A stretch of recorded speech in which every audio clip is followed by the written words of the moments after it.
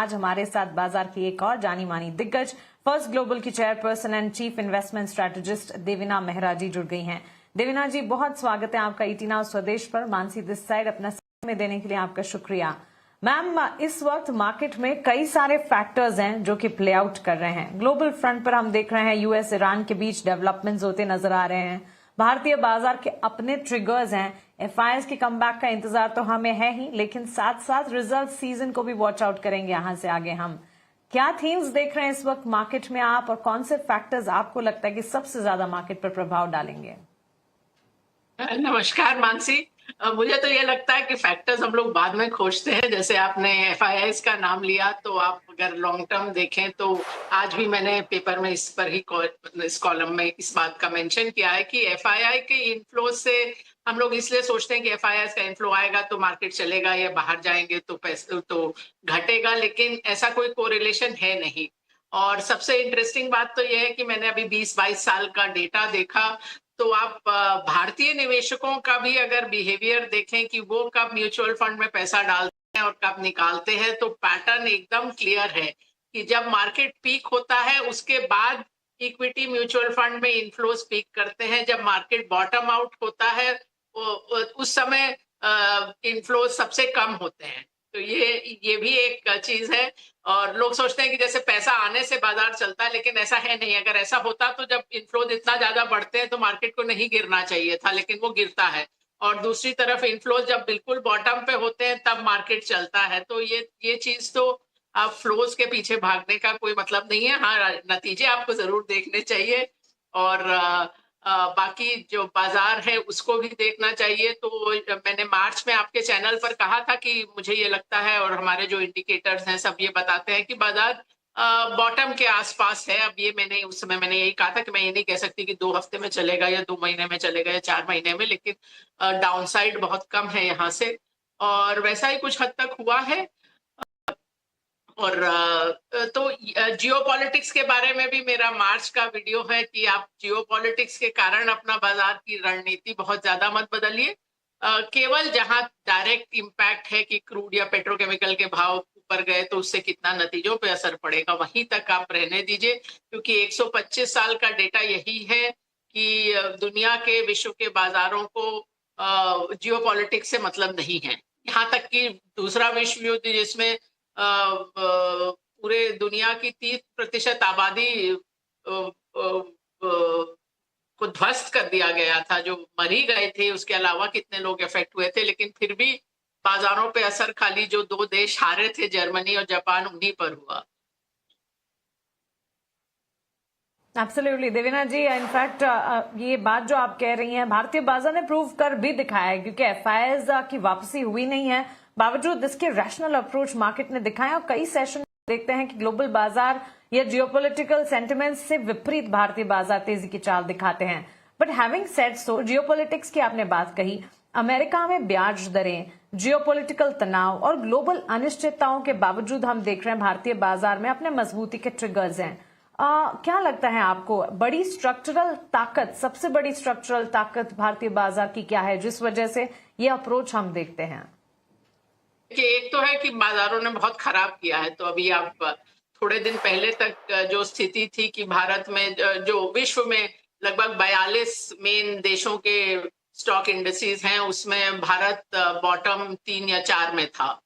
तो ये तो एक बाजारों की फितरत भी होती है कि लगभग हर साल जो बॉटम 5 वाले बाजार होते हैं उसमें से 2-3 अगले साल टॉप 5 में पहुंचते हैं। तो एक तो वही है कि आपने बहुत टाइम अंडर परफॉर्म कर लिया। ये जरूर है कि मार्केट, अगर आप मार्केट में देखें तो अब जो है 2025 और 2026 को अगर आप कंपेयर करें तो 2025 में बहुत ही नैरो मार्केट था इंडिया में। तो इंडिया में जो इंडेक्स बढ़े भी थे भारत में, लगभग सभी इंडेक्स ऊपर थे इक्विटी के। ये अच्छी, मतलब देखने में अच्छी बात लगती है, लेकिन उसमें आप अगर देखें तो 50% से ज्यादा स्टॉक्स डाउन थे, 40% से ज्यादा, 10% से ज्यादा गिरे थे। अब थोड़ी उलट स्थिति है जहां बल्कि जो हेवी वेट्स हैं वो उतना अच्छा नहीं कर रहे हैं। मैं देख रही थी कि सेंसेक्स के, सॉरी, इसके आप निफ्टी के अगर टॉप 15 देखें, जो स्टॉक्स हैं जो लगभग 65% वेट है जिनका, तो उसमें 15 में से 9 गिरे हैं इस साल। आप आईटी को तो सब जानते हैं, पर उसके अलावा भी आप देखें भारतीय, महिंद्रा, एचडीएफसी बैंक, आईटीसी, बहुत सारे स्टॉक्स हैं जो नीचे हैं। तो अभी एक्शन थोड़ा बिल्कुल जो हेवी वेट्स है वहां से थोड़ा नीचे गया है, तो और थोड़ा बर्न हुआ है मार्केट, जो अच्छा संकेत है। Okay Devina ji, before we move to आपके प्रेफर्ड सेक्टर, एक स्पेस है जिस पर मैं आपकी एक राय जानना चाहूंगी, चिप शेयर सेमीकंडक्टर स्पेस। दो हम देख रहे हैं कि इंडियन मार्केट में अभी ये स्पेस इतना ज्यादा डेवलप हुआ नहीं है, लेकिन विदेशी बाजार में अगर आप देखें चिप शेयरों में, सेमीकंडक्टर स्पेस में एक दबाव की स्थिति नजर आई है। How do you see the development और how do you see the phase of this sector moving ahead, और भारतीय बाजार पर इसका कितना असर देखेंगे हम? कि पिछले 2 महीने में मैंने एआई और सेमीकंडक्टर पे कई आर्टिकल लिखे हैं, इकोनॉमिक टाइम्स में, मिंट में, कई जगह पर। और मैं हमेशा से ग्लोबल डाइवर्सिफिकेशन की आपको इंडिया के बाहर निवेश करना चाहिए, ये मैं सालों से कह रही हूँ। मैंने 1 साल में नहीं कहना शुरू किया। और हम लोग मतलब फर्स्ट ग्लोबल रही है 1999 से, सो 25 साल से ज्यादा हो गए हैं। और बहुत सारे इसमें जो अभी स्टॉक्स चल रहे थे, मतलब आप चाहे इंटेल, एएमडी देखें, या माइक्रॉन, या ब्रॉडकॉम, एनवीडिया, सैमसंग, टीएसएमसी, ये सब स्टॉक्स हम 25 साल से फॉलो कर रहे हैं। और हमको मालूम है कि सेमीकंडक्टर एक बहुत ही वॉलेटाइल सेक्टर है। जो लोग अभी अभी आए हैं उनको तो लगता है अरे वाह ये बड़ा अच्छा सेक्टर है, इतना ज्यादा ग्रोथ है इसमें, ले लीजिए। तो ये होता है जो बोलते हैं ना, नीम हकीम खतरे जान। तो जो आपके पास ग्लोबल एक्सपर्ट बन के आ रहा है और जिसको खाली यही मालूम है कि यूएस में 7 टेक स्टॉक्स थे, आप चलो सेमीकंडक्टर है वहीं भाग लें, वो ये नहीं समझते हैं कि ये कितना ज्यादा साइक्लिकल सेक्टर है, कितना वॉलेटाइल सेक्टर है। और एक तो है कि आप जो है आप बहुत कैपिटल इंटेंसिव सेक्टर है। दूसरा, आप सप्लाई कर रहे हैं किसी और का कैपिटल एक्सपेंडिचर, कैपिटल एसेट। सो इस साल तो एआई में बहुत निवेश हो रहा है। जो टॉप 3-4 कंपनीज हैं अमेरिका की, वो एस्टिमेटेड है कि 800 बिलियन से लेके 1 ट्रिलियन तक निवेश करेंगी। तो अभी जितने भी लोग उनको सप्लाई कर रहे हैं, उनके पास डिमांड भी है और प्राइसिंग पावर भी है, मुंह मांगे दाम मिल रहे हैं उनको। लेकिन अब आप ये सोचिए कि 2 साल बाद इतना निवेश होगा क्या? 2 साल बाद इस कंपनी का रेवेन्यू उतना रहेगा भी कि नहीं?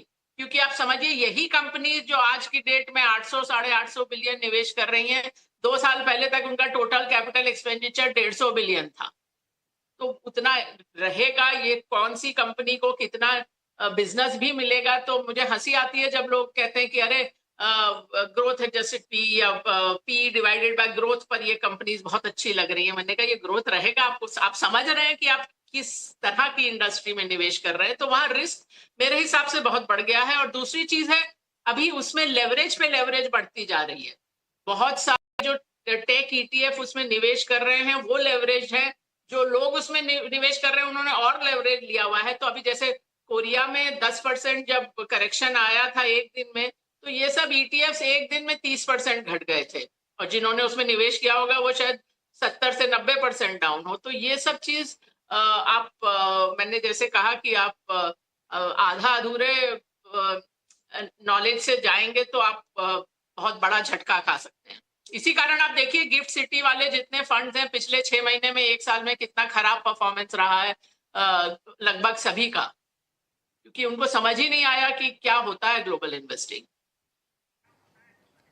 बिल्कुल बिल्कुल, I completely agree to it. और एक ऐसा स्पेस जो कि कॉम्प्लेक्स है, उसकी इंट्रिकेसीज को समझने के बाद उसमें उतरने की चेष्टा करनी चाहिए। Thanks for that insight ma'am. लेकिन कल कई सारे बड़े और छोटे बैंक्स के बिजनेस अपडेट्स आते हुए दिखे। अब यहां से आगे आप अपडेट्स हम देखेंगे कि रिजल्ट्स भी स्लेटेड हैं। Let's say Canara bank, Indian bank, इनके आंकड़े काफी बेहतर नजर आ रहे थे। इन अपडेट्स पर आपकी एनालिसिस क्या है? Banks and financials as they say backbone of the economy, इस पर आपके टेक्स क्या है? अर्निंग्स सीजन में क्या स्ट्रैटेजी किस तरह की अपनानी है? कि हम हर तिमाही पे अपना पोर्टफोलियो दोबारा से देखते हैं, तो अभी इस महीने दोबारा देखेंगे। पर बैंक्स में हम ओवरवेट तो नहीं है, लेकिन बैंक्स और फाइनेंशियल में जितना हमारा, अगर आप 5 साल का औसत देखें तो उससे ज्यादा है। निवेश, और आपने ये भी जो बात कही, इंटरेस्टिंग बात ये है कि कौन 4-5 साल पहले बोल सकता था कि पब्लिक सेक्टर बैंक से अपडेट्स प्राइवेट सेक्टर से बेहतर आते रहेंगे और उनका परफॉर्मेंस भी बेहतर रहेगा। तो बहुत कुछ बदलता है। और ऐसा जैसा मैंने कहा कि जितना औसत है उससे ज्यादा निवेश है, लेकिन बैंक्स और लेंडर्स में मैं हमेशा बोलती हूँ मैं बड़ा डर डर के निवेश करती हूँ, क्योंकि इनहेरेंटली बैंकिंग रिस्की बिजनेस है, अब लेवरेज बिजनेस है, छोटे से कैपिटल पे इतना बड़ा बिजनेस करते हैं, तो अगर कोई भी प्रॉब्लम आती है क्रेडिट साइड पे या ट्रेडिंग या इन्वेस्टमेंट बुक पे, तो आपके कैपिटल पे बड़ा झटका लगता है। तो इनहेरेंटली रिस्की बिजनेस है, इसलिए मैं थोड़ा डर डर के निवेश करती हूँ। तो लेकिन जैसा मैंने कहा, अभी ओवरवेट नहीं है, लेकिन अंडरवेट ही है, लेकिन क्योंकि इतना ज्यादा वेट है बेंचमार्क में बैंक्स और फाइनेंशियल्स का, लेकिन औसत से मेरा ज्यादा निवेश है अभी। बिल्कुल बिल्कुल। Devina ji, before we close एक quick take, banks and financials पर आपने नजरिया बताया, इसके अलावा आपके प्रिफर्ड सेक्टर्स कौन से हैं?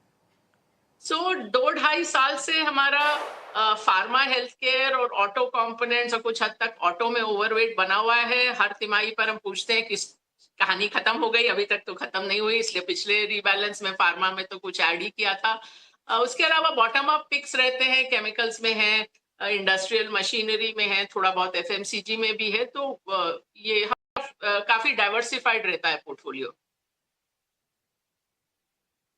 एब्सोल्युटली देवीना जी, बहुत शुक्रिया आपका हमारे साथ जुड़ने के लिए और विस्तार से बाजार पर अपना नजरिया, अपनी एनालिसिस हमारे साथ शेयर करने के लिए। Thank you so much and have a nice day to you.